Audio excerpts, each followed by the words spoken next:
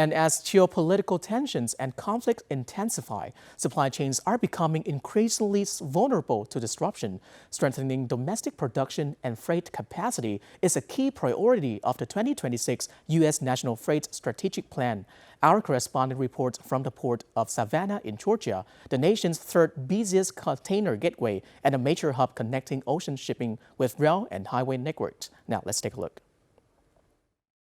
And at one point in time, there was over 20 ball manufacturing companies in the States, and now that's just reduced to less than a handful. We have a lot of demand from customers, or in particular the automotive industry, to start producing balls again in the States. Only about 5% of the steel balls sold in the U.S. are made domestically. Most are imported from Asia and Europe, leaving businesses vulnerable to supply chain disruptions. That is why a new $17.6 million manufacturing facility near the Port of Savannah marks a strategic shift toward domestic production. Savannah, having the proximity that we have to the port, it provides us a lot of flexibility. We have flexibility in when containers can arrive and what quantity. We also have a little bit of flexibility in how we can arrange. Building factories near ports does not eliminate risks, but it helps companies respond faster when shipping disruptions occur.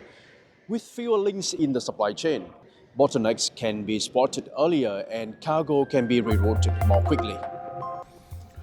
With direct access to rail and highways, Savannah offers more shipping options than any other port in the South Atlantic and Gulf Coast region. For us, we need near constant container availability. Today, right now, just down the road, we'll load 30 containers with 3 separate carriers. We are only able to do that because of the scale of Savannah Port, the number of weekly services that it has, the number of steamship lines it services, and that it can actually produce that empty supply. We're also undertaking work together with the Bureau of Transportation Statistics to explore ways to better incorporate dynamic modeling and scenario planning into our analysis of these same freight flows.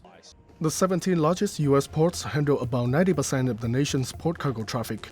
The 2026 National Freight Strategic Plan puts seaports at the heart of nearly 11 million kilometer multimodal freight network that moves more than 54 million tons of goods.